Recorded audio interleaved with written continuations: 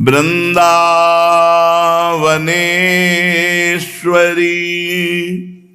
तवैव पदारविंदम प्रेमामृतैकमकरंद रसौघपूर्णम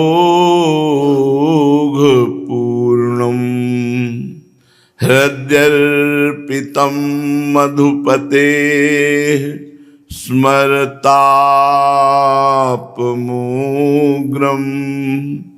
निर्वापयत् परम शीतलमाश्रयामि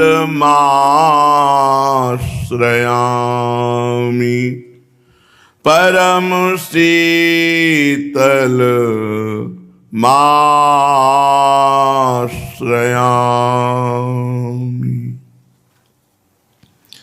परम सच्चिदानंद घन प्रेमानंद स्वरूप नवनिभृत निकुंज महामहिम परम पावन श्री वृंदावन धाम के लाड़िले युगल सरकार प्राणाराध्य प्राण प्रिय श्री प्रिया प्रीतम जो समस्त सहचरी वृंद खग मृग पशु पंछी तरुलता श्री यमुना रस रानी रज रानी समस्त ब्रजवासी परिकर के चरणों में कोटिशाह प्रणाम कोटिशाह नमन नमस्कार। श्री स्वामिनी जी की अहेतुकी कृपा से श्री धाम वृंदावन में आने को मिलता है। श्री धाम वृंदावन में कुछ क्षण या कुछ घंटे या कुछ दिन कुछ महीने कुछ वर्ष या आजीवन वास करने का सौभाग्य प्राप्त होता है। श्री धाम वृंदावन कृपा समुद्र है। बाजी जीत गए हमें वृंदावन से अपनापन करवा दिया श्री जी ने, हम बाजी जीत गए। मेरो वृंदावन प्राण वृंदावन जीवन वृंदावन सर्वस्व वृंदावन, तो हम जीत गए। हमारा प्रारब्ध हमको परास्त नहीं कर सकता, क्रियमाण हमको बांध नहीं सकता। संचित कर्म अब हमें पीड़ा नहीं पहुंचाएंगे। जन्म जन्मांतर पीड़ा पहुंचाने वाले संचित कर्म भस्म हो जाएंगे, क्रियमाण निष्फल हो जाएंगे और प्रारब्ध भोगने की सामर्थ्य मिल जाएगी। कलह कलेश न व्यापय ठा ये ठौर विश्व ते न्यारी नागरी दास यही जन्म जितायो बलिहारी बलिहारी हमारी सबही बात सुधारी। हमें वृंदावन का वास मिल गया, परम पवित्र महान करुणामय। हंसते खेलते खाते नाचते गाते हम प्रियालाल के पास पहुंच जाएंगे। यहां ज्यादा कठोर साधना करने की जरूरत नहीं है। यहां जरूरत है पूर्ण रूप से श्री जी के हो जाने की। ये बात सर्वत्र सब शास्त्रों में सब महात्माओं ने एक स्वर में कहा है कि भगवान को केवल एक प्रेम चाहिए। प्रेम बहुत गूढ़ शब्द है ये। प्रेम जिसके हृदय में आ गया सब कुछ प्राप्त हो गया। अगर प्रेम नहीं आया तो अज्ञानी ही है, चाहे जितना ज्ञान प्राप्त हो गया हो। पोथी पढ़ी जगमुआ पंडित भया न कोय, ढाई आखर प्रेम के पढ़े सु पंडित होए। पंडिता समदर्शिना, जो ज्ञानी महापुरुष है वो कौन है? जो प्रेम रूपी ढाई अक्षर को पढ़ लिया। पोथी पढ़ी जग मुआ पंडित भया न कोय, ढाई आखर प्रेम के पढ़े सु पंडित होए। राम ही केवल प्रेम पियारा, जानी ले जो जान निहारा। ऐ जिज्ञासु, जानने वालों में श्रेष्ठ यदि तुम जानना चाहते हो तो इतनी बात जान लो कि भगवान केवल प्रेम से अधीन होते हैं, और प्रेम का सहज स्वरूप है अपनापन। अपनापन को सरल भाषा में कहते हैं कि मेरी श्री जी, मेरी लाडली जू, मेरे राधा वल्लभ लाल जू, मेरे प्राण धन जीवन धन प्रभु मेरे, बस जीत गया जगत। अगर ये प्रभु से अपनापन नहीं है, बहुत कठिन है माया से पार होना। सीधा वृंदावन सहज करुणामय है, सहज कृपालु है, अद्भुत चमत्कार प्रकट करने वाला है। श्रीपाद प्रबोधानंद जी महाराज कह रहे हैं, महाद्भुत चमत्कृति प्रकट सर्व सद वैभवम भवन नव नवम सदा मधुर पूर्ण शोभार्णवम अतीव सुचमत्कृति जन कृपा क्षमाद्यैर गुणैर महो मदन मोहनाकृति भजन्तु वृंदावने। महाद्भुत चमत्कृति प्रकट सर्व सदवैभवम, जो वृंदावन को अपना जीवन अर्पित कर देता है। खास बात समझ लो, मन कहता है बहुत वर्ष हो गए, चलो कहीं घूमने चलते हैं, कहीं भी चलो चलो। ये कलंक है, इतना आना भी कलंक है। नहीं, स्वप्न में भी वृंदावन के त्यागने की बात नहीं आनी चाहिए। हंसी मजाक में भी जबान से वृंदावन छोड़ने की बात नहीं आनी चाहिए। नहीं, आप मान लीजिएगा सत्य हो जाएगी। बहुत हो गया, चलो घूमते हैं, रास्ता बन जाएगा, घूमने का रास्ता बन जाएगा। श्री जी आपको रास्ता दे देंगे, जाओ घूमो जाके, अभी छके नहीं हो घूम के। वृंदावन को छोड़ के और तीर्थ दे जात, छाण विमल चिंतामणि कौड़ी को ललचार। विमल चिंतामणि का त्याग कर कौड़ी को ललचा रहे। महाद्भुत चमत्कृति प्रकट सर्व सद्वैभवम। कल किसी ने प्रश्न किया कि हमें एक बाबा के पुराने परिचय के लोग मिले, तो उन्होंने कहा कि बाबा तो हमारे पास भी रहे, हमने तो ऐसा कोई चमत्कार नहीं देखा। लोग ठंडी में घर परिवार छोड़ करके ऐसे कोहरे में जहाँ चलना एक कदम मुश्किल है, वहाँ 50,000 की संख्या में खड़े होते हैं लोग। क्या चमत्कार है! महाअद्भुत चमत्कृति प्रकट सर्व सदवैभवम। ये बाबा का चमत्कार नहीं है, ये बाबा जिसके आश्रित हैं उसका चमत्कार है। महाअद्भुत चमत्कृति, महाअद्भुत चमत्कार। जो अभी नवजात शिशु हैं ठंडी में, जिनको निकलना नहीं चाहिए, वो ऐसे गोदी में करके ऐसे दर्शन करा रहे। छोटे छोटे बच्चे नाच रहे राधा राधा, बड़े वृद्ध लकड़ी लिए खड़े हैं राधा राधा राधा। ये महाअद्भुत चमत्कृति प्रकट सर्व सद्वैभवम। सोई जाने ही जे देहु जनाई, और जानत तुम्हें तुम्हें हो जाई। ये बाबा का वैभव नहीं है, ये बाबा का चमत्कार नहीं है। महाअद्भुत चमत्कृति प्रकट सर्व सद्वैभवम। महाअद्भुत चमत्कार करने वाला वृंदावन, जो ऐसे वृंदावन को अपना जीवन दे देता है, तो समस्त उत्तम वैभव वृंदावन प्रकाशित कर देता है। सद्वैभवम। और भव नवम नवम सदा मधुर पूर्ण शोभार्णवम। जिस वृंदावन की प्रतिपल नवम नवम शोभा है, और शोभार्णवम शोभा का समुद्र है। अतीव सुचमत्कृति, फिर दोबारा बोले, अतिशय चमत्कार प्रकट करने वाला। आदमी यही चाहता है मैं पढ़े लिख करके बहुत ग्रेजुएट बनूं, नौकरी करूं, रुपया कमाऊं, ब्याह हो जाए, सुख भोगूं, संसार। जिसने वृंदावन का आश्रय लिया है, सब बहुत से ऐसे संत भगवान हैं जो बहुत ग्रेजुएट हैं, कंप्यूटर में तो देखो, पढ़ाई लिखाई में तो देखो, पदों में देखो तो ऊंचे पदों का त्याग करके आए हैं बच्चे। क्या चमत्कार वृंदावन ने प्रकट किया उनके जीवन में कि खूब पढ़ाई की, पदों पर पहुंचे, नौकरी पेशा सरकारी मिला, माता पिता के पास वैभव, अकेले बेटा, सब सुविधाएं, सबको लात मार करके संसार के भोगों को और प्रियाजू की शरण में वृंदावन में। ये क्या है? चमत्कार नहीं दिखाई दे रहा?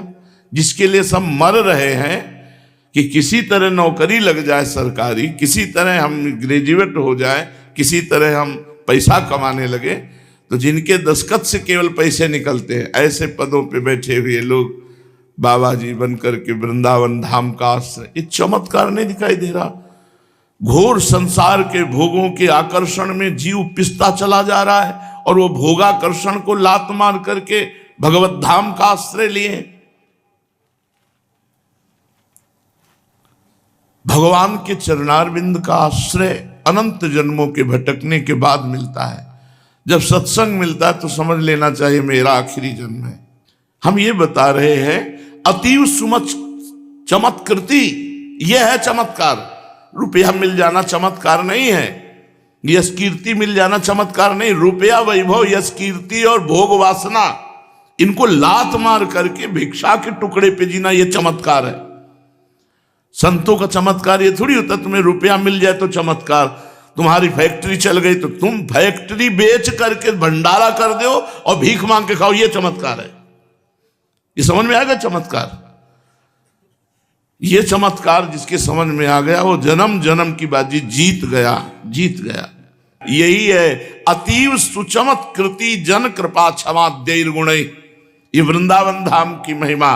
यहां से जो शब्द गया उसने वेद दिया और माया से मुक्त करके धामवासी बना दिया। कृपा हो गई, भगवान के मार्ग के पथिक बन गए। ये बहुत बड़ी, हम कह रहे हैं 10 दिन चले और जाओ फिर, ये 10 दिन तुम्हारे ऐसी जगह काम आएंगे जहां कुछ काम नहीं देगा संसार, वहां ये 10 दिन तुम्हें उठाकर चमत्कृत कर देंगे। भगवान का एक नाम लेने वाला वो कभी दुर्गति को प्राप्त नहीं हो सकता। एक बार वृंदावन आने वाला दुर्गति को प्राप्त नहीं हो सकता। फिर तो मान लो 10 दिन रुक जाए तो 10 दिन बहुत बड़ी बात है। ये जरूर है इस लाभ को किसी अप्रलोभन में छोड़े ना, अगर जिसको मिल गया हो, नहीं तो बहुत गंदी धूल फेंकती है माया और आकर्षित कर लेती है, अपने में आकर्षित कर लेती है। अतीव सुचमत्कृति, और बड़ी बात करें, जन कृपा क्षमा देर गुणैर। जिसने वृंदावन वास का आश्रय ले लिया वो चाहे जितना बड़ा अपराध कर दे, जन कृपा क्षमा देर, अपने जन पर सदैव कृपा ही करेगा। वृंदावन वो क्षमा करेगा और उसके अवगुण मानेगा ही नहीं। और गुणैर, बार बार ये गुण याद आएगा कि इसने अपना जीवन मुझे अर्पित कर दिया है। जन कृपा, अपराध करने पर, अपराधी है, अपराध कर रहा है वृंदावन वास करके, तो भी जन कृपा क्षमा देर गुण। वृंदावन प्रभाव सुन अपनो ही गुण देत, जैसे बालक मलिन को मात गोद भर लेत। जैसे मलिन बालक को माता अपने गोद में भर लेती है, ऐसे अपवित्र विचार वाले को भी वृंदावन अपनी गोद में लेके परम पावन करके श्री स्वामी जी के चरणों की सेवा में पहुंचा देता है। अहो, अहो शब्द आश्चर्य का है। महो मदन मोहनाकृति भजंत वृंदावने। इस वृंदावन में मनोहर, मन का हरण करने वाले मदन मोहन श्री लालजू महाराज जो यहाँ प्रगट में प्रियाजू के साथ विराजमान है, ऐसे श्री राधा मदन मोहन का भजन करो। अनन्य रस भाव तो मधुर भाव सारोत करे। यदि तुम्हें वृंदावन मिल गया है तो अनन्य हो जाओ वृंदावन के। श्रीपाद प्रबोधानंद जी कह रहे, अनन्य रस भाव तो मधुर भाव सारोत करे। करे निपतितम स्वतो अखिल पूमर्थ मातमवती। यदि तुम वृंदावन के अनन्य हो गए तो मधुर भाव रस, माधुर्य रस ये तुम्हारे हृदय में अपने आप प्रवाहित कर देगा वृंदावन। यदि वृंदावन मिला और वृंदावन के अनन्य हो गए, ये कैसे होता है? अपने किए नहीं होता, ये आचार्य के किए होता है। देखो आप सब आचार्य शरणागत, आप सब अनन्य हो कि नहीं? श्री जी के अनन्य हो कि नहीं? उपासना में मिलावट तो नहीं है और कभी सिखाया नहीं गया, ये आचार्य परंपरा से आता है। रसिक अनन्य निशान बजायो, एक श्याम श्यामा पद प्रीति। श्री हरिवंश चरण निज सेवक, बिचले नहीं छाड़ी रसी। ये श्री हरिवंश सुधर्म है, इसमें अनन्यता है प्रिया प्रीतम की, और वो आप लोगों के हृदय में ठसक रूप में देखो अपने आप आ रही कि नहीं आ रही। ये आचार्य शरणागति से होती है। जो श्रीधाम वृंदावन का अनन्य हो जाता है, भाव तो मधुर रस भाव सारोत करे, उसके हृदय में महामाधुर्य रस से परिपूर्ण वृंदावन कर देता, महामाधुर्य रस से परिपूर्ण। करे निपतितम स्वतो अखिल पुमर्थ मातमवती, उसके हाथ में अपने आप आ जाता है धर्म अर्थ काम मोक्ष। अगर इन पर रुचि न रखे तो पंचम पुरुषार्थ प्रेम। विरज्य भगवत पदादपि मुदात्र वृंदावने, महोज्वल महामहो मदन गोपर संभज। जो सायुज्य सामीप्य सारूप्य एकत्व आदि मुक्ति है, वृंदावन ऐसा प्रेम रस प्रदान करता है कि दीयमानम न गृहणंति बिना मत सेवनम जनाहा।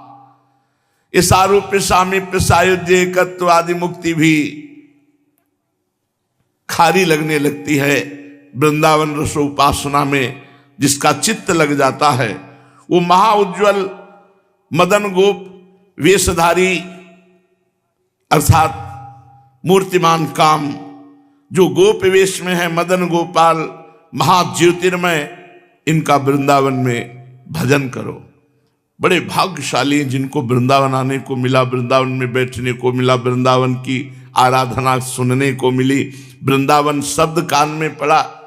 ये महान महान अत्यंत महान वृंदावन है। हम तुम्हें कैसे हृदय की बात बतावें, अत्यंत महान। हम तो जीत गए, जीत गए। जिसे नागरीदास जी कहते हैं जीत गए, जीत गए, ऐसे हम जीत गए, हमें वृंदावन मिल गया। तो हम वृंदावन का आश्रय लें, वृंदावन का हो सके तो वास स्वीकार करें। वृंदावन की आश्रय वृत्ति और वास दोनों एक ही फल प्रदान करते हैं। वृंदावन की उपासना में चित्त को जोड़ें और महारानी जी के भरोसे हो जाएं। इसी जन्म में माया मुक्त हो जाओगे, तुम्हें तैरना नहीं पड़ेगा। श्री हरिवंश प्रताप नाम नौका निज खेवक, भवसागर सुख तरत निकट हरिवंश जो सेवक। अपने आप जैसे नाव में बैठे हुए तरंगे देखता हुआ, आसपास शोभा देखता हुआ पार हो गया, और एक है पसीना चुआता हुआ तैर रहा है, और उसमें यदि जल जंतु जो हिंसक हैं वो तो खा जाएंगे उसको। तो काम क्रोध लोभ मोह मद ये इस भव समुद्र के हिंसक जंतु हैं। आचार्य शरणागति का मतलब है नौका में बैठ करके इस महान भयावह समुद्र को पार कर जाना। श्री हरिवंश प्रताप नाम नौका निज खेवक, भवसागर सुख तरत निकट हरिवंश जो सेवक। हरिवंश प्रताप ही जानत हैं, हरिवंश प्रबोध प्रमाणत है, हरिवंश सर्वस्व है तिनके, सुख संपत्ति दंपति जो जिनके। आचार्य प्रताप, जैसे अंगद जी ने रावण की सभा में अपने पहले वचनों का प्रहार किया। ए रावण, तू जिन्हें बार बार मनुष्य कहता, नर कहता है, मैं उनका एक क्षुद्र दूत हूं। अगर तू मेरा चरण उठा दे तो राम सिया को हार जाएंगे, वापस चले जाएंगे। उठा दे तेरी सभा में कोई हो। क्या किया? राम प्रताप सुमिरी पन रूपा, अपने इष्ट देव के प्रताप का सुमिरन किया। भगवान का प्रताप, और चरण रख दिए तो अंगद का चरण किसी की ताकत नहीं हुई। जो बड़े बड़े पर्वतों को उठाकर ऐसे चूर कर दे, ऐसे महाबली बैठे थे रावण की सभा में। स्वयं 20 बार जिसने कैलाश उठाया है वो रावण की सभा है, वो रावण है, लेकिन वह किसी का नहीं। राम प्रताप तो हरिवंश प्रताप ही जानत है। क्या हरिवंश प्रताप? हरिवंश प्रताप से प्रिया प्रीतम हमारे अधीन हो जाएंगे, प्रेमाधीन प्रभु श्री युगल सरकार हमारे साथ साथ डोलेंगे। ये हरिवंश प्रताप है। जिस समय आचार्य कृपा शरणागत पर उतरती है तो छिन छिन बिहरत संग, छिन छिन निरखत प्रेम भरी, और छिन जस कहता भंग, यह जो कृपा हरिवंश की। ये हरिवंश कृपा अवतरित हुई उपासक के ऊपर कि प्रिया प्रीतम प्रतिपल उसके साथ विहरण करते हैं। इसलिए आचार्य शरणागत होकर सीधा वृंदावन का आश्रय लेकर प्रिया प्रीतम के चरणों में अपने आप को समर्पित कर दो। जीवन मुक्त हो जाओगे, बिना प्रयास के खाते पीते हंसते। हरिराम व्यास जी ने कहा, न नैन मूंदा, न करन्यास किया, न अंगन्यास किया, केवल प्रिया प्रीतम के शरण में होके नाच गा के वो परम पद प्राप्त किया जो बड़े बड़े योगियों के लिए भी दुर्लभ है। वही मार्ग हमको मिल गया, वही मार्ग मिल गया। अब चलने में देरी नहीं है, क्योंकि ये मार्ग स्वयं चलता है। इस मार्ग में पथिक को नहीं चलना पड़ता। जैसे वो सीढ़ियां नहीं चलती, माहौल क्या कहते, मॉल है, हाँ, शॉपिंग मॉल, माहौल समझ लीजिए, शॉपिंग मॉल उसमें सीढ़ियां नहीं चढ़ती, तो उसमें चढ़ना नहीं भैया। एक सीढ़ी में खड़े हो जाओ, पहुंचा दिया ऊपर वाले में खड़े हो जाओ, नीचे पहुंचा दिया। ऐसा मार्ग है ये हरिवंश प्रताप। हरिवंश प्रताप चलता है और साधक खड़ा रहता है। बोले क्या साधना करते हो? बोले खाते हैं और सोते हैं और पड़े रहते हैं। बोले इससे कोई भगवत प्राप्ति होगी? अरे कुछ परमार्थ में चलना चाहिए। बोले हमारे यहाँ चलना नहीं, हमारे यहाँ बैठ जाना है। हरिवंश प्रताप से हरिवंश प्रताप ही जानत हैं। तो बोले यात्रा क्या होती? बोले यहाँ मार्ग चलता है, यहाँ मार्ग चल करके प्रिया प्रीतम के नजदीक पहुंच जाता है। पक्की मान लो, हमारी बात पक्की मान लो। यहाँ दौड़ना नहीं होता, यहाँ मार्ग में ऐसे खड़े हो जाओ, वो पहुंचा दिया प्रिया प्रीतम। हरिवंश शरणागत, हरिवंश शरणागत। जिनको ये लगता है कि शरणागत होने के बाद कुछ करने से प्राप्त होता है, अभी वो शरणागत हुए ही नहीं। शरणागत जानते हो कैसा होता है? अजात पक्षायु मातरम खगा, छोटा सा बच्चा जिसके पंख नहीं निकले, कुछ कर ही नहीं सकता। वो केवल माँ की बाट जो होता है, घोंसले में बैठा हुआ, ऐसे ही साधक जहां है वहीं केवल कृपा की बाट जो होता है, कृपा आएगी और हमें श्री जी तक पहुंचा देगी। हम क्या करें? कृपा की बाट जो हो रहे हैं, राधा राधा राधा। पूज्यपाद श्री उड़िया बाबा जी महाराज महापुरुषों के वचन, व्यवहार और परमार्थ दोनों को पुष्ट करते हैं, इसलिए ध्यान पूर्वक सुना जाए और उनको आचरण में उतारा जाए।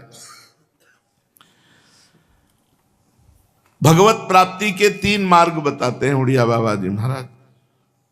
कर्मकांड, उपासना कांड और ज्ञान कांड, ये 3 मार्ग हैं। कर्म मार्ग, कर्मयोग मार्ग, उपासना योग मार्ग जिसे भक्ति योग कहते हैं, और ज्ञान योग मार्ग। इनमें से जो कर्म कांड में, उनमें नियम की प्रधानता पूरे जीवन रहती है। जो उपासना कांड में, इनमें प्रेम की उपासना जीवन भर रहती है। और जो ज्ञान कांड, इसमें विचार की प्रधानता रहती है। मैं ब्रह्म हूं, ये सब मिथ्या है, सत्य है मेरा स्वरूप, वही मैं हूं, मैं हूं। हर समय विचार। कर्म कांड में नियम, उपासना कांड में प्रेम, और ज्ञान कांड में विवेक विचार, हर समय भी विचार से चूके धम्म से गिर गए, कोई उठाने वाला नहीं, बचाने वाला नहीं। इसीलिए ज्ञान का पंथ कृपाण के धारा, परत खगेश लगे नहीं बारा। उपासना वाले को चाहिए जो भक्ति मार्ग का है, इन दोनों मार्ग वालों से संग न करे, न कर्म कांड मार्ग और न ज्ञान कांड मार्ग। अगर कर्म कांड मार्ग में तो उसकी प्रेममयी भक्ति नियम से बाधित हो जाएगी। ये नियम, ये नियम, ये नियम, ये नियम बाधित हो जाएगी। और अगर ज्ञानी के संग फंस गया तब तो जैसे अजगर लील जाए ऐसे वो भक्ति को लील जाएगा। किसकी भक्ति, कौन भक्ति, कहां? जब मैं के सिवा कोई है नहीं तो किसकी भक्ति? अलग गया। भक्ति मार्ग के उपासक को कर्म कांड मार्ग और ज्ञान कांड मार्ग वालों से बच करके अपने भाव को पुष्ट करना चाहिए। और जब भाव परिपक्व हो जाता है तो जैसे अजवाइन का दाना होता है ना, ऐसे बट वृक्ष का बीज होता है। अब इतना बड़ा, और वो जो अंकुरित होता है तो ऐसे 2 पल्लव, फिर अंकुरित हुआ, धीरे धीरे धीरे एक विशाल वृक्ष बन जाता है। तब हाथी भी नहीं कुछ बिगाड़ पाता। और अगर छोटे में तो एक मुंह में बकरी चल जाएगी। इसलिए उपासक को अपनी उपासना पुष्ट करने के लिए अन्य धर्मावलंबी अन्य मार्गों से अपने को बचा के भक्ति मार्ग इष्ट मिले और मन मिले, मिले भजन रस रीति, तहां निसंग को है मिलिए तासों की जय प्रीति। भक्ति में श्रद्धा बढ़ती चली जाती है, वही प्रेम को प्रदान करती है। ज्ञान में विचार बढ़ता चला जाता है और वो अपने स्वरूप में और कर्म कांड में नियम पूर्वक करने से वो निष्काम भाव को प्राप्त होकर मोक्ष को प्राप्त होता है। श्री राम और श्री श्याम में किंचन मात्र कोई अंतर नहीं है। रामावतार में भगवान श्री हरि ने मुख्य मर्यादा की स्थापना की, प्रेम गौड़ और प्रधान मर्यादा। लेकिन श्यामावतार में, कृष्णावतार में मर्यादा गौड़ और मुख्य प्रेम, ये प्रेमावतार है भगवान का। श्री कृष्ण का जो ब्रज में लीला विलास है ये केवल प्रेममय है। यहां ना शास्त्रीय मर्यादा देख ना नियम, ये देखोगे तो प्रेम को पहचान ही नहीं पाओगे। ये ब्रज है, ये वृंदावन है, ये आगम निगम पुराणों से भी बाहर की बात है। जहां आगम निगम पुराण की भी पहुंच नहीं, वहां ये वृंदावन में अद्भुत रस खेल हो रहा है। जो रस नेति नेति श्रुति भाख्यो, ताको ते अधर सुधा रस चाख्यो। जाहि बिरंच उमापति नाये, तापे तय बन फूल बिनाए। इसलिए वृंदावन की लीला एक रहस्यमयी लीला है जो वेदातीत है, पुराणातीत है। बड़े बड़े योगिंद्रों मुनिंद्रों के लिए भी संभाव्योपि विरंचि नारद शिव स्वयंभुआद्यैर्नयः। इसलिए आप इसमें मर्यादा का कहीं किंचन मात्र दर्शन करने की कोशिश न करें, प्रेम को देखें। प्रेम की स्वयं की मर्यादा है कि और किसी की मर्यादा रहने नहीं देता। अमर्यादोन्मीलत सुरत रस पीयूष जलधे तरंगै रुत्तुंगै किमपि दोलायत तनु।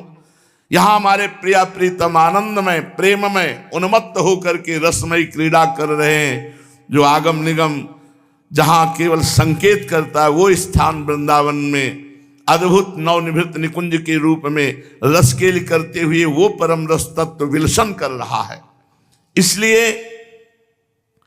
भगवान की अगर श्री कृष्ण चंद्र जी की मर्यादा लीला देखना है तो मथुरा, मथुरा से भी श्रेष्ठ द्वारिका लीला मर्यादा। और जब प्रेम की बात देखते हैं तो द्वारिका से श्रेष्ठ मथुरा, मथुरा से श्रेष्ठ ब्रज और ब्रज से श्रेष्ठ वृंदावन।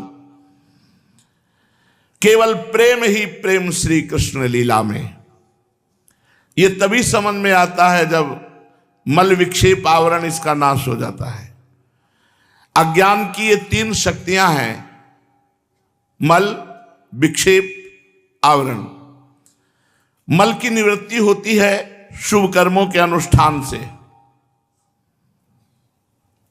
जितना शुभ कर्म करोगे, शास्त्र युक्त कर्म करोगे, तुम्हारा माया मल नष्ट होता चला जाएगा।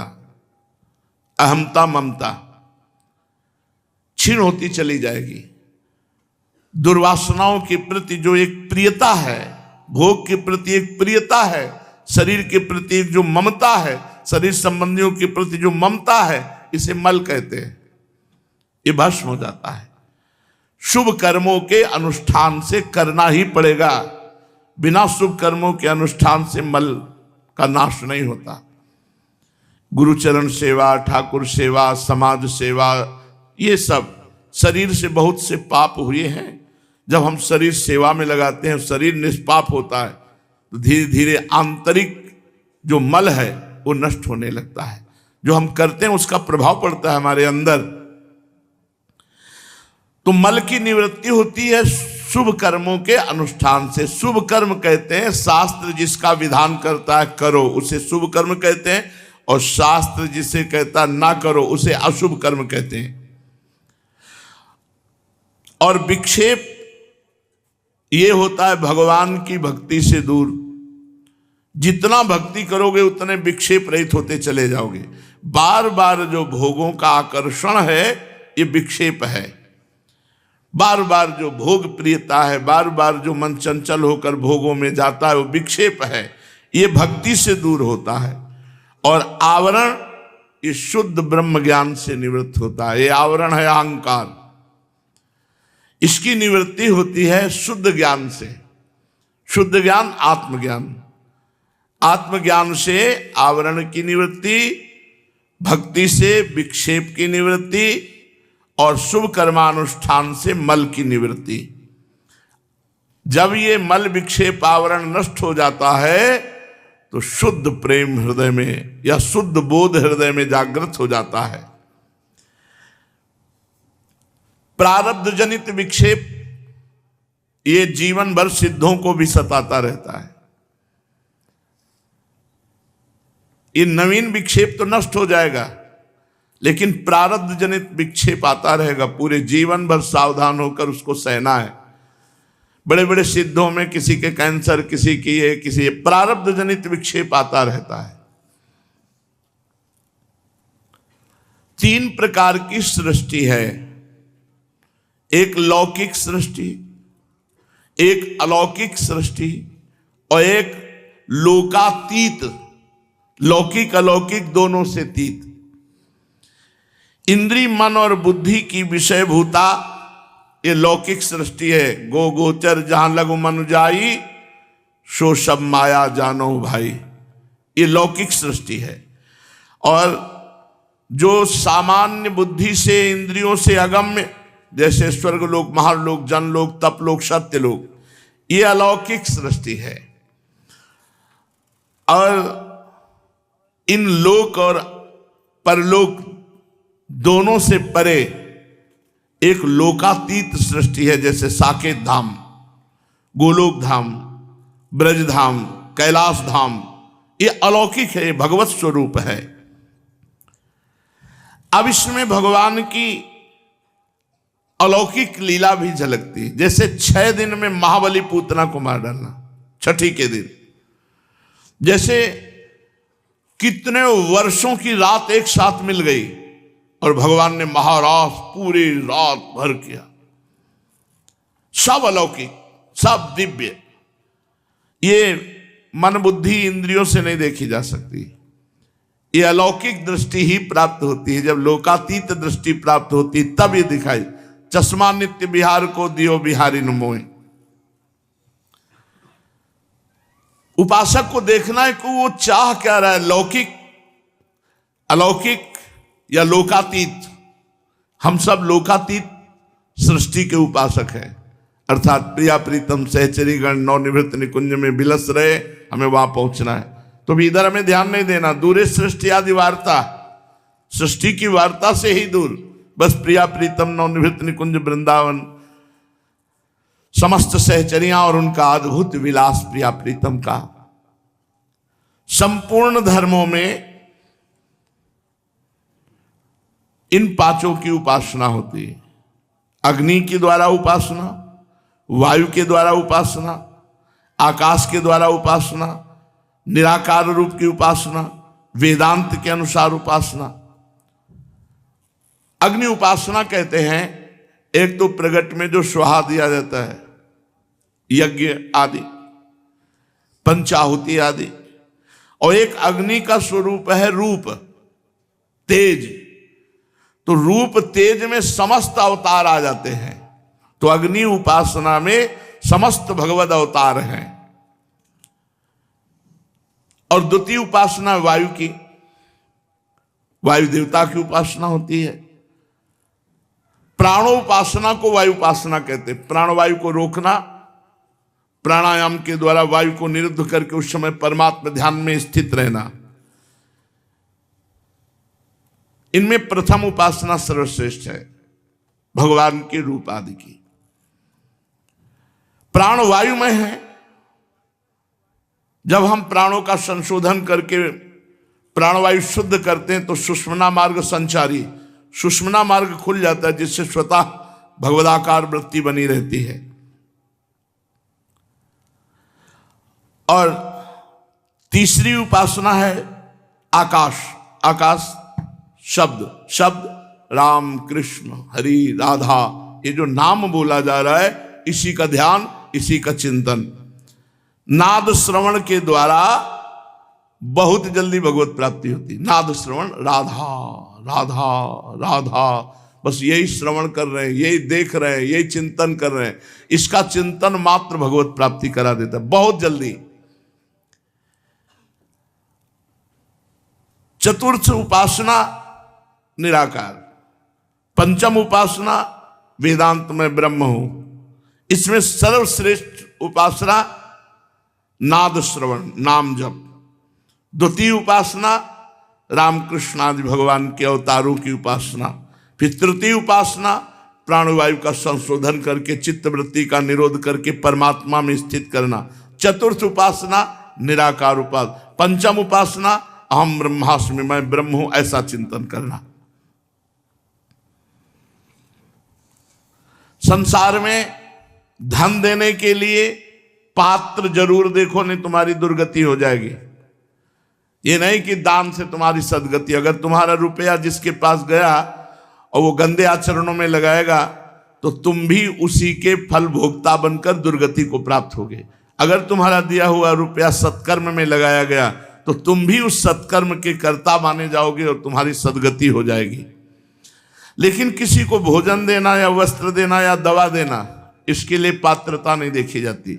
बस भूखा है तो भोजन पवा दो, ठंडी से कांप रहा है कपड़ा उड़ा दो, बीमार है अगर आपको भगवान ने व्यवस्था की है तो औषधि की व्यवस्था कर दो, औषधि ला के दे दो। अर्थ देने में बहुत विचार करने की आवश्यकता है। अगर अर्थ को अनाधिकारी को दे दिया जाए तो अहित हो जाएगा, अमंगल हो जाएगा। अनाधिकारी अपना भी पतन करता है और अर्थदाता का भी पतन कर देता है।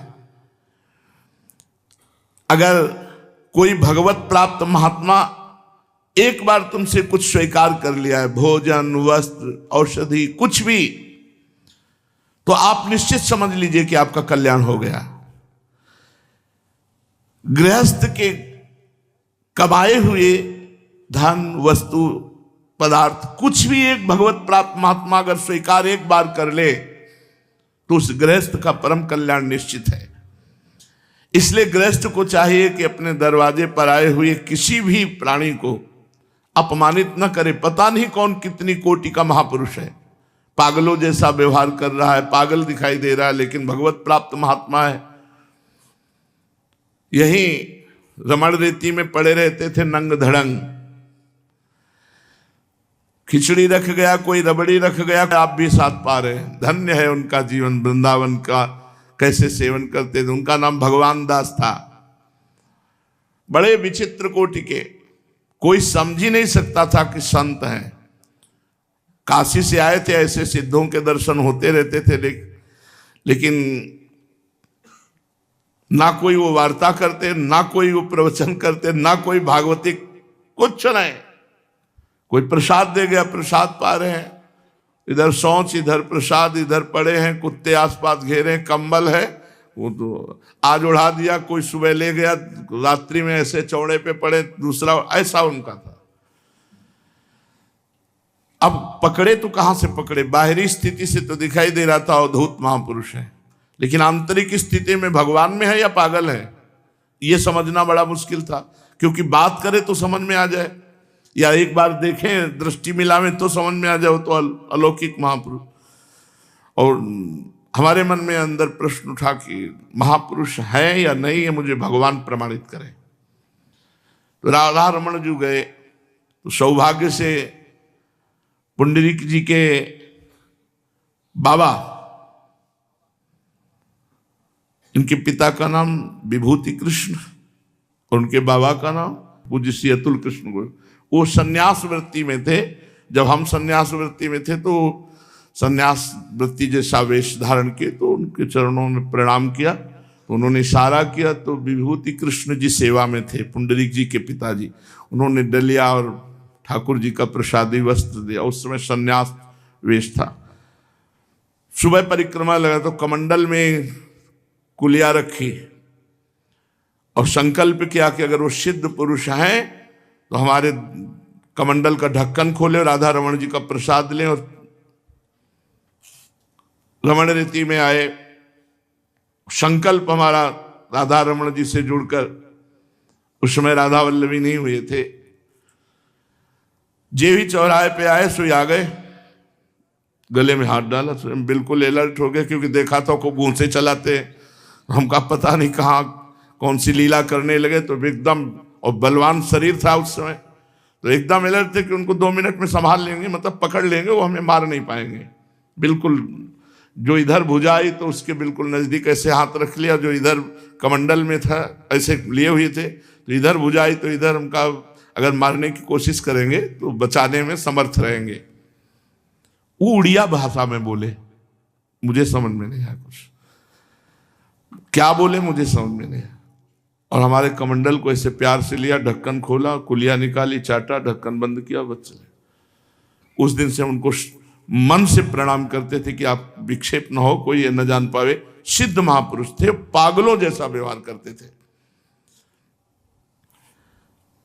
तो हमें चाहिए कि गृहस्थी में अगर कोई दरवाजे पर पागल भी आ गया है, लगता है पागल है, तो हम 2 रोटी सब्जी उन तक पहुंचा दें, हमारे दरवाजे से कोई विमुख न जाने पावे। अतिथि सत्कार करना भगवत प्राप्ति का उपाय है। गृहस्थी में कोई अतिथि वापस न लौटने पावे।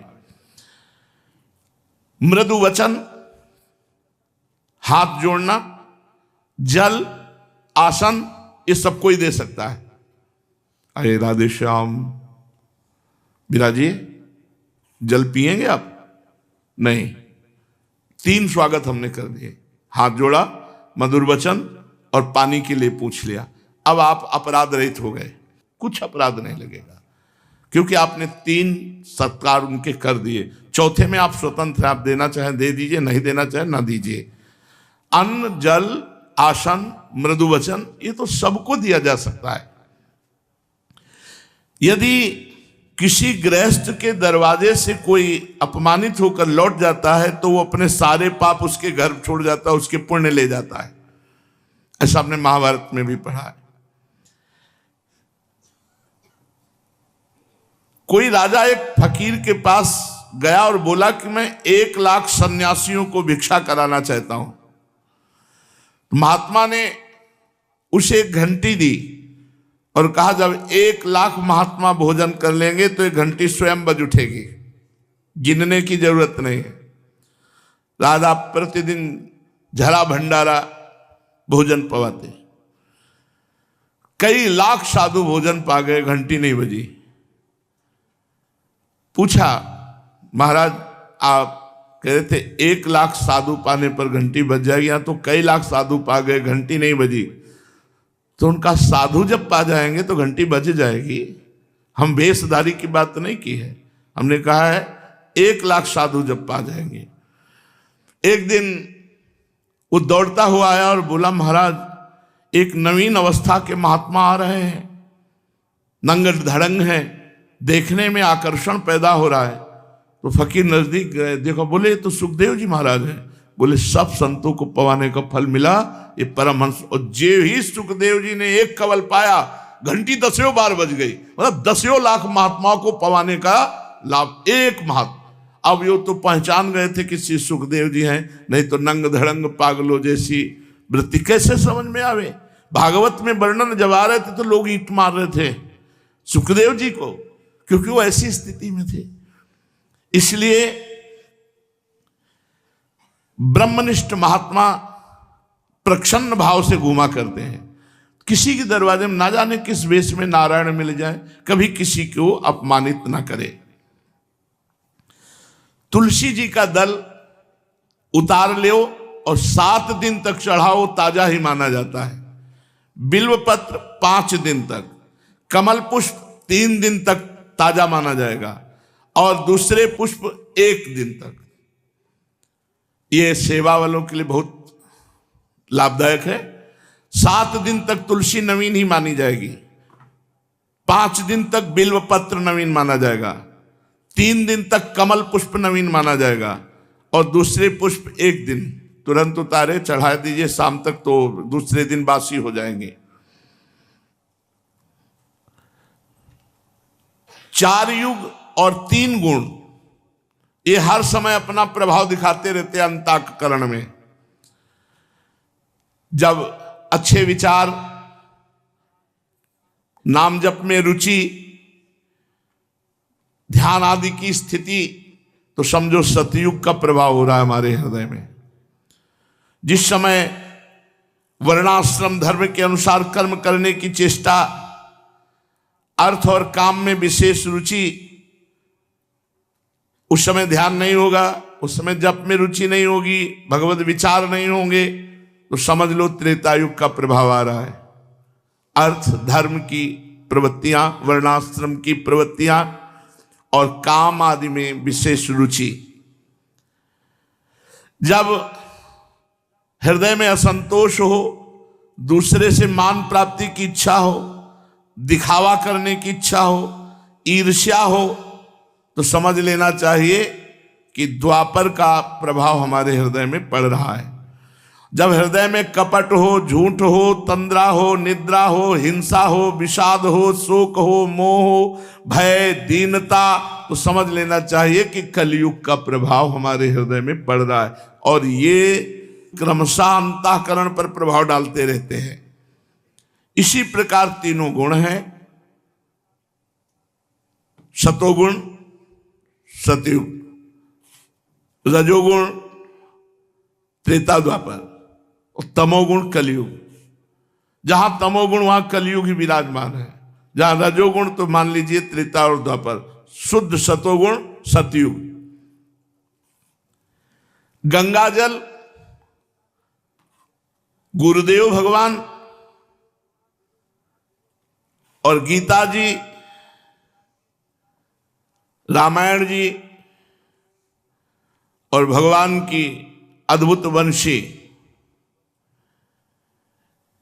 इन पर हमारी कभी संशय वृत्ति नहीं होनी चाहिए। गंगा जल परम पवित्र, कि अरे अब तो वो गंगा जल नहीं, ऐसा नहीं। गुरुदेव साक्षात परब्रह्म। हम सच्ची बात कहते हैं कि हमारी बुद्धि काम नहीं कर रही। हमारे लिए हमारे गुरुदेव परब्रह्म परमात्मा ने अवतार लिया है गुरुदेव के रूप में, हमारे लिए। सबके लिए हम नहीं कहते कि भगवान का अवतार है, हमारे लिए परस्मत। बंदो गुरुपद कंज कृपा सिंधु नर रूप हरि महामोहतम पुंज जासु बचन रवि कर निकर, वो हमारे लिए अवतार। अगर हम ये देख पावे कि मेरे गुरुदेव साक्षात मेरी लाडली हैं, अब मुझे कौन सी साधना करनी हो, किसका साक्षात्कार करना है, पक्का।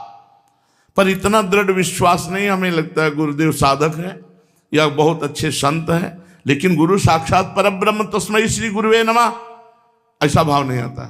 बस यही भाव लाना साधना है। जो अपने गुरु में साक्षात लाडली दिखाई देने लगे, मेरी लाडली बैठी है, अब क्या हमें किसके साक्षात्कार करना है।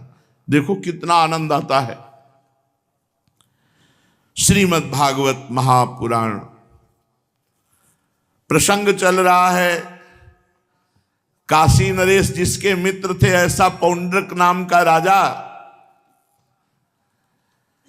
भगवान द्वारिका में सुधर्मा सभा में विराजमान, उसने अपना दूत भेजा और दूत ने आकर के निवेदन किया कि हे श्री कृष्ण, हमारे महाराज वासुदेव ने आपके लिए सूचना दी है कि आप ये दंभ जो नाटक कर रहे हैं दो भुजाएं लगा के सुदर्शन चक्र रख करके, तो आप असली वासुदेव नहीं, असली वासुदेव काशी नरेश के मित्र पौंड्रक जी हैं। आप अपना ये भेष छोड़ दीजिए और सुदर्शन चक्र छोड़ दीजिए। भगवान ने कहा कि अच्छा क्या और कहा? तो बोले हमारे स्वामी ने कहा, यदुवंशी तुम मूर्खतावश मेरे चिन्ह धारण कर रहे हो, तुम उनको छोड़कर मेरी शरण में आ जाओ, तुम्हें हम बख्श देंगे। अगर तुम शरण में नहीं आए तो युद्ध में तुम्हें मारेंगे। परीक्षित मंदमती पौंड्रक की बात सुनकर उग्रसेन आदि सभासद जोर जोर से हंसने लगे। उन लोगों की जब हंसी समाप्त हुई, भगवान श्री कृष्ण ने दूत से कहा, दूत तुम जाकर अपने राजा से कह देना कि अरे मूढ़, मैं अपने सुदर्शन चक्र आदि चिन्ह यूं नहीं छोड़ूंगा, इन्हें मैं तुझ पर छोड़ूंगा, और केवल तुझ पर ही नहीं, तेरे उन सब साथियों पर भी जिनके बहकाने से तू इस प्रकार बहक रहा है। उस समय मूर्ख तू अपना मुंह छिपाकर आंधे मुंह गिरकर चील, गीद, बटेर आदि मांस भोजी पक्षियों से घिरकर सो जाएगा। तू मेरा शरणदाता नहीं, उन कुत्तों की शरण होगा जो तेरा मांस चीत चीत कर खा जाएंगे। परीक्षित भगवान का ये तिरस्कार पूर्ण संवाद लेकर पौंड्रक का दूत अपने स्वामी के पास गया और उसे कह सुनाया। इधर भगवान श्री कृष्ण ने रथ पर सवार होकर काशी पर चढ़ाई कर दी, क्योंकि वो करुष का राजा पौंड्रक उस समय अपने मित्र काशीराज के पास रह रहा था। भगवान श्री कृष्ण ने आक्रमण कर दिया। ये समाचार पाकर महारथी पौंड्रक भी 2 अक्षोणी सेना के साथ शीघ्र ही काशी नगरी से बाहर निकल आया। काशी का राजा पौंड्रक का मित्र था। 3 अक्षोणी सेना लेकर वो उसके साथ पीछे आ गया।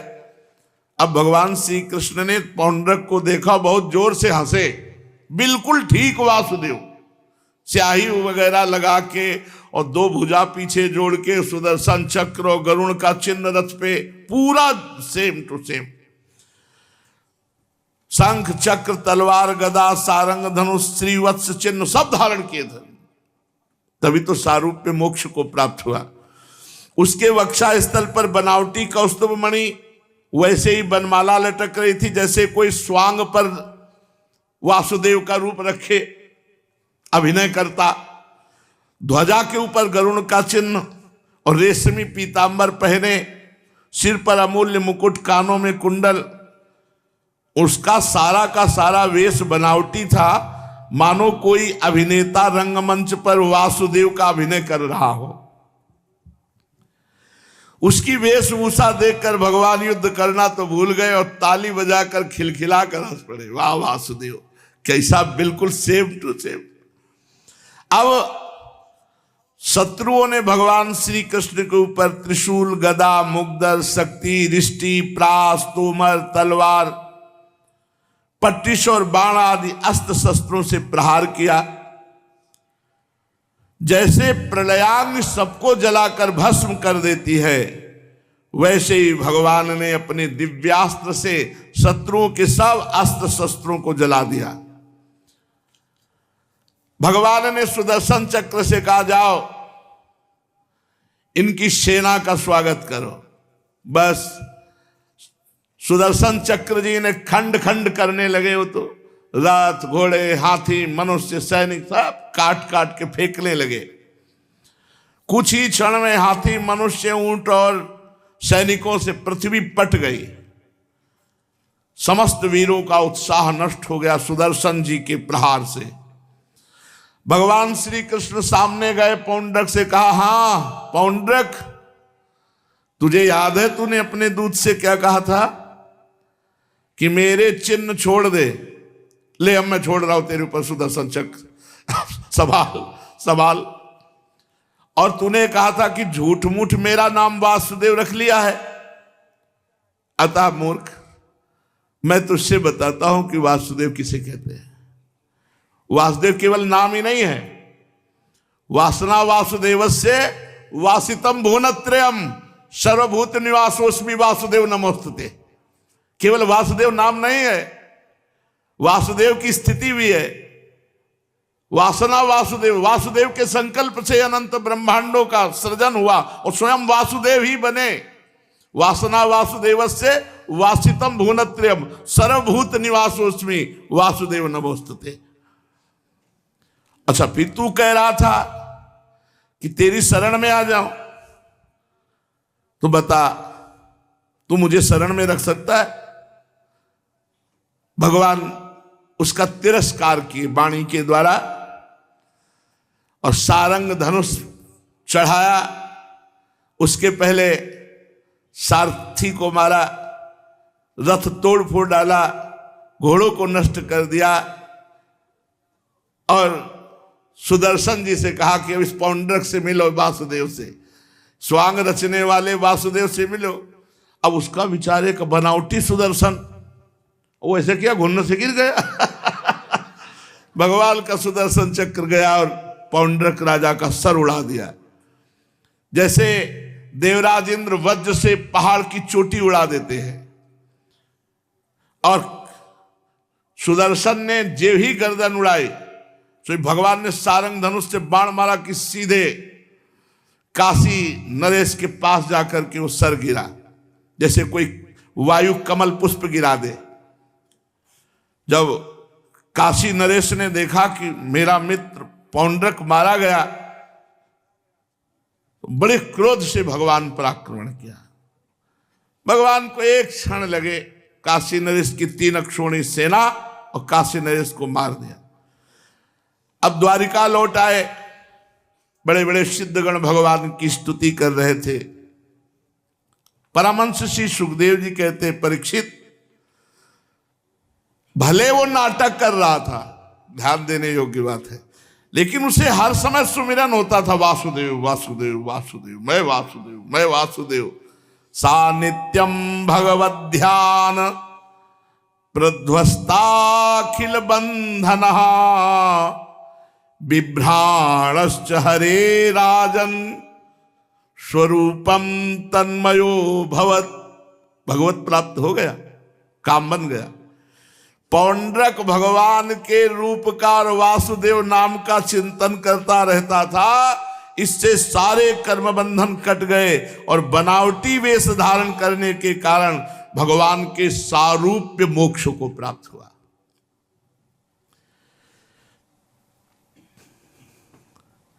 अब भगवान जब काशी नरेश को भी मारा था तो उसका सर राजमहल के दरवाजे पे फेंक दिया।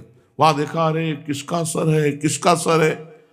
जब मालूम हुआ कि ये तो काशी नरेश का सर है, तो रानियां, राजकुमार, राज परिवार के लोग सब हाहाकार मच गया, हाय सर्वनाश हो गया, महाराज का सर काट दिया गया, किसने काट के यहां फेंका। काशी नरेश का पुत्र था राजकुमार सुदक्षिण। उसने मन ही मन संकल्प किया कि मैं अपने पितृघाती का सर्वनाश करूंगा, और अपने पिता का अंतिम संस्कार किया। फिर उसने बड़े बड़े विद्वानों को काशी के बुलाया और कहा, एक हम मारण का अनुष्ठान करना चाहते हैं भगवान शंकर के मंत्र से। जो हमारे पिता का मारने वाला है उसका मैं सर्वनाश करना चाहता हूं। अब काशी नगरी के विद्वान अनुष्ठानी ब्राह्मण उन्होंने स्वीकार कर लिया, लेकिन ये नहीं पूछा, पूछना चाहिए ना कि किसके मारने के लिए। ये पूछा नहीं कि तुम्हारा शत्रु कौन है मारने वाला, हम अनुष्ठान किसके लिए कर रहे हैं, ये तो पता चलना चाहिए, तब पूरा अनुष्ठान लेना चाहिए। अब उसने इतनी आराधना की, मंत्रों की, कि भगवान शंकर प्रकट हो गए। सुदक्षिण ने भगवान विश्वेश्वर विश्वनाथ जी की आराधना की, भगवान शंकर प्रसन्न हो गए। दक्षिण से कहा कि भाई क्या वरदान तुम्हें चाहिए। उन्होंने कहा कि मैं अपने पितृघाती का सर्वनाश चाहता हूं। तो भगवान शंकर ने कहा कि तुम ब्राह्मणों के साथ मिलकर यज्ञ के देवता ऋत्वक भूत दक्षिणाग्नि की अविचार विधि से आराधना करो,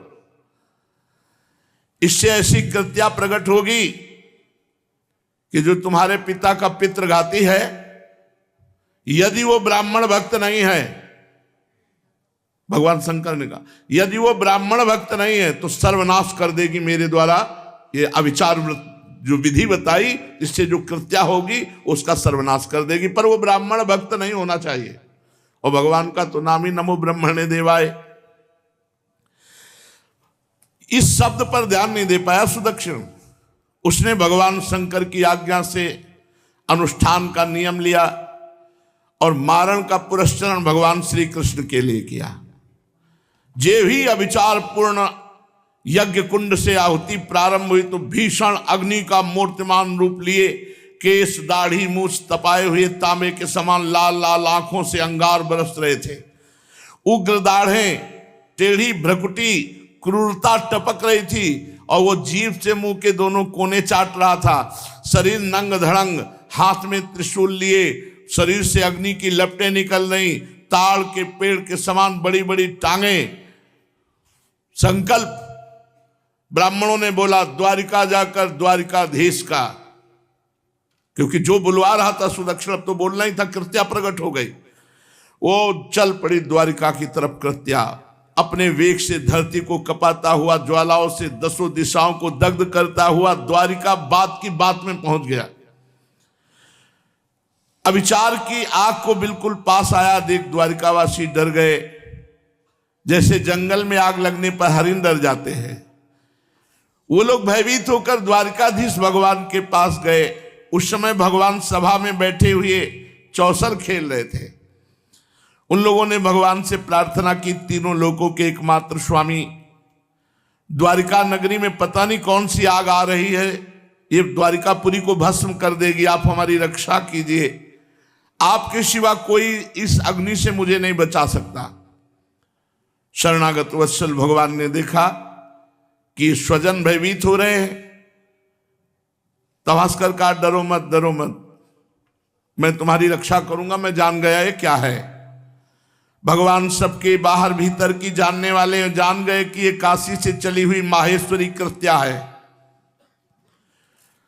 सुदर्शन चक्र का स्मरण किया, तुरंत हाजिर। भगवान मुकुंद का प्यारा अस्त्र सुदर्शन चक्र करोड़ करोड़ सूर्यों के समान तेज धारण करके प्रकट हो गया। करोड़ करोड़ सूर्यों के समान प्रलयकालीन अग्नि को भी भस्म करने की जाज्वल्यमान तेजमयी शक्ति सुदर्शन में, अग्नि को भस्म करने की।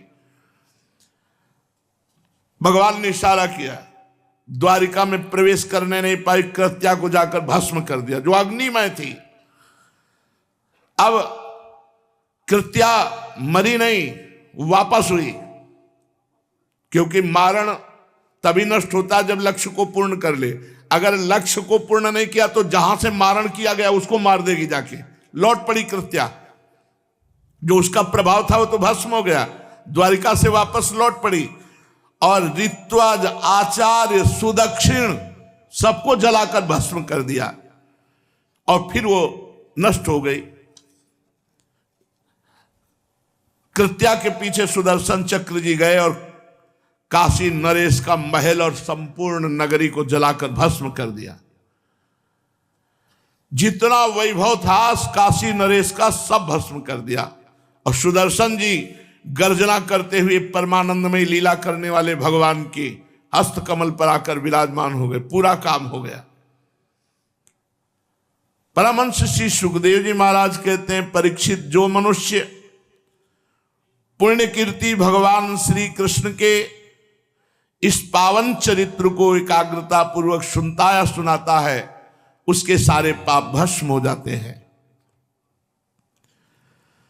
राजा परीक्षित ने पूछा, भगवान बलराम जी सर्वशक्तिमान एवं सृष्टि प्रलय की सीमा से परे अनंत है, उनका स्वरूप, गुण, लीला आदि मन, बुद्धि और वाणी का विषय नहीं, उनकी एक एक लीला लोक मर्यादा से विलक्षण अलौकिक है। उन्होंने जो अद्भुत कर्म किए उन्हें मैं सुनना चाहता हूं। श्री सुखदेव जी ने कहा, परीक्षित, एक द्विविद नाम का बानर था। ये वही द्विविद है जो रामावतार में भगवान के पक्ष में आकर के रावण के पक्ष से लड़ा था। द्विविद मयंद नील नल अंगद गद विकतास, दधिमुख केहर निसठ सठ जामवंत बलराशि, ये सब कपि सुग्रीव समाना, महान बलशाली द्विविद। तो जब भगवान विजयी हुए तो ये भगवान की भुजाओं की तरफ देख रहा था द्विविद। अत्यंत सुकोमल भुजा, श्याम वर्ण की। सोच रहा था अगर भगवान के पक्ष में ना होता तो दो दो हाथ इनसे करता तो पता तो चलता इनकी भुजाओं में ताकत कितनी है। तो लक्ष्मण जी पास खड़े थे, उन्होंने देखा और मन की बात जान के कहा कि भैया से नहीं, हम तेरी आशा पूरी कर दें अभी, पर हम अगर कुछ भी करते हैं तो आदेश नहीं होगा, लेकिन तू भी बहुत लंबी आयु वाला है, अब मैं दूसरा अवतार धारण करूंगा, तब मैं तुम्हारा हिसाब बनाऊंगा। तुम हमारे प्रभु से लड़ना चाहते हो? तो द्विविद नाम का ये बानर वही रामादल से, ये बड़ा उपद्रवी था, भौमासुर का सखा था, सुग्रीव का मंत्री था और मैंद नामक बानर का शक्तिशाली भाई था द्विविद। जब उसने सुना कि श्री कृष्ण ने उसके मित्र भौमासुर को मार डाला तो उसने विचार किया कि अपने मित्र के ऋण से उऋण होना चाहिए। अब वो भगवान की जितनी भी प्रिय नगरी थी,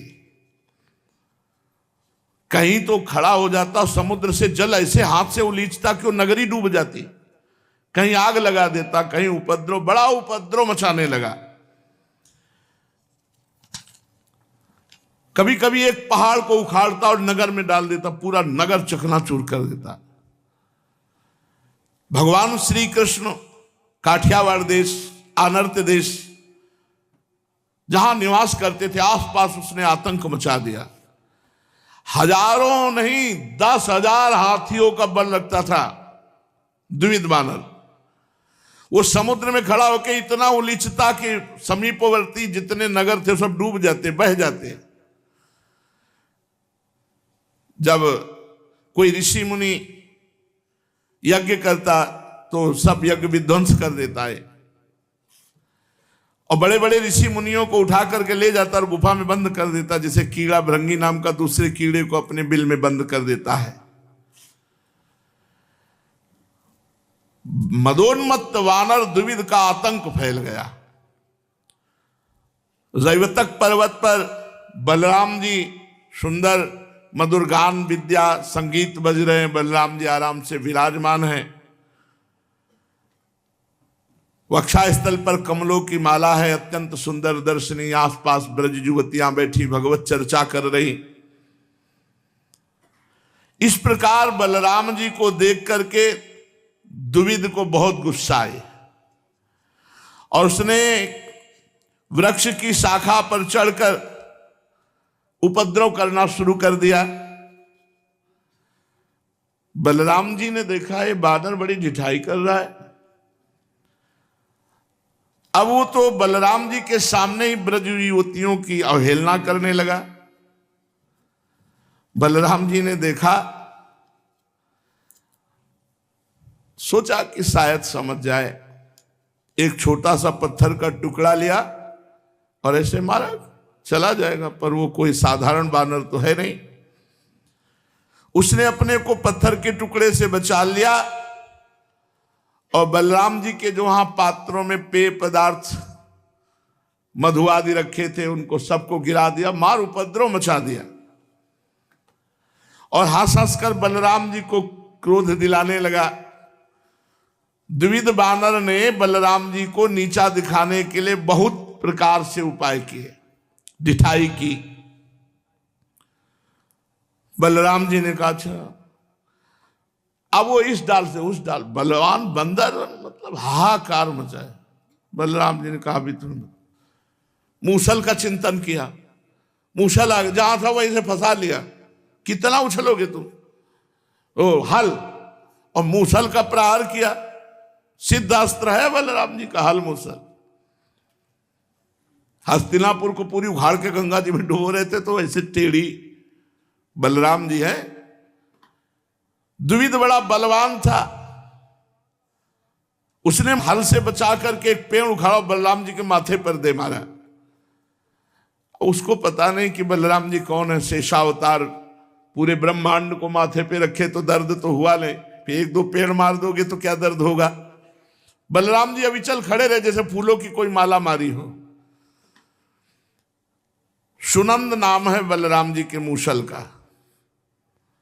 जब द्विविद ज्यादा उपद्रव करने लगा तो फंसाया हाल में, मारा एक मूसल।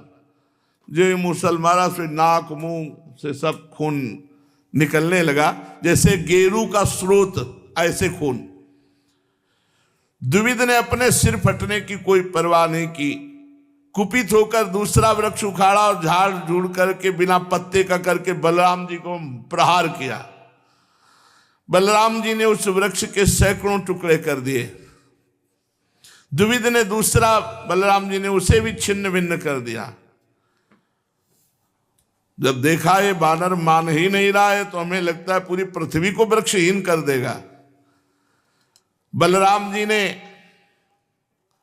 अपने मूसल से उसके फेंके हुए चट्टान वृक्ष आदि को चूर चूर कर दिया और दौड़े और द्विविद को अपनी बाह में फंसाया और फिर घूंसों से, मूसल से भी ज्यादा प्रहार बलराम जी के घूंसों का है। मार घूसे तो खून उगलता हुआ मूर्छित होकर गिर पड़ा और गिरते ही प्राण पखेरु उड़ गए। सिद्ध लोग नमो नमः साधु साधु के नारे लगाने लगे।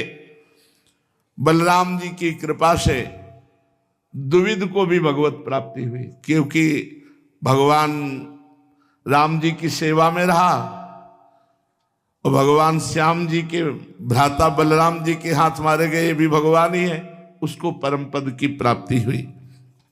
भगवान बलराम जी जो सोच ले तो फिर श्री कृष्ण चंद्र को मानना ही पड़ता था। इसलिए वो ऐसे विधान बनाते थे कि बलराम जी महाराज को मानना ही पड़े। आगे प्रसंग आएगा। सुभद्रा जी भगवान श्री कृष्ण और बलराम की बहन है। अर्जुन जी आए हुए थे, तो जब अर्जुन जी प्रसाद पाने तो बुआ के लड़के ही, सुभद्रा जी ने देखा और अर्जुन जी ने सुभद्रा जी को देखा, तो फिर पूर्व जन्म के संस्कार से वो प्यार उदय हो गया। और ये भगवान श्री कृष्ण ने देखा और बलराम जी ने पहले निश्चय कर रखा था सुभद्रा का विवाह दुर्योधन से मन में, कि क्योंकि बहुत प्रिय चेला है दुर्योधन बलराम जी का गदा युद्ध में। भगवान श्री कृष्ण ने तिरछी चितवन से देखा और अर्जुन से कहा, कुछ मन कह रहा है क्या? भगवान श्री कृष्ण का कुछ मन कह रहा है क्या हमारी बहन को देख के? तो उन्होंने कहा, प्रभु आप अपनी बहन से पूछ लीजिए। तो सुभद्रा से कहा, कुछ मन कह रहा है क्या? बोले, भैया ऐसा लगता है कि ये हमारे जन्म जन्म से पति हैं। तो बोले, तैयार हो, देवी पूजने के बहाने घर से निकलो। अर्जुन जी से कहा, रथ हमारा, तुम मत हाँ करो। सुभद्रा से कहा, तुम डोरी लेके आओ। अर्जुन का, तुम बैठ जाओ, बैठ भाग जाओ, ले जाओ हस्तिनापुर। बोले, देख लो। बोले, हम कह रहे ले जाओ, ऐसे भाई मिलेंगे कृपालु। अब ऐसा ही हुआ, सुभद्रा जी रथ हाँक रही, अर्जुन जी बैठे और सैनिक जो गए थे देवी पूजन में रक्षा के लिए सुभद्रा जी को भाग के आए। बलराम जी से कहा, अर्जुन ने सुभद्रा का अपहरण कर लिया। इतनी बड़ी हिम्मत हमारी बहन की तरफ, ऐसा देख बलराम जी ने तुरंत मूसल धारण किया और सैनिकों को तैयार करो, क्योंकि अर्जुन गांडीव धनुषधारी कोई साधारण योद्धा नहीं। भगवान श्री कृष्ण का, क्या हुआ भैया? बोले, अर्जुन ने सुभद्रा का अपहरण कर लिया। तो जो सैनिक था उससे कहा, तुमने देखा? बोले, हाँ देखा। तो सुभद्रा पीछे बैठी हुई थी? नहीं, आगे रथ हाँक रही थी। अर्जुन कहाँ थे? रथ में बैठ। बोले, भैया हम पक्का कहते सुभद्रा ने अर्जुन का अपहरण कर लिया। बलराम जी ने सैनिक से कहा, सही ऐसा है? बोले, महाराज बात तो यही है। बलराम जी ने हलमूसल रख दिया। बोले जब बहन जी भगा कर ले गई बहनोई को तो हम क्या कह सकते हैं। ये ऐसे बलराम जी के आगे चलती नहीं थी, पर श्री कृष्ण के आगे बलराम जी के लिए चलती थी, क्योंकि वो ऐसे चक्रव्यूह की रचना करते थे कि बलराम जी का क्रोध शांत। परम पावन भगवान श्री कृष्ण बलराम की अद्भुत लीला आगे वर्णन करेंगे। श्री राधा वल्लभ लाल।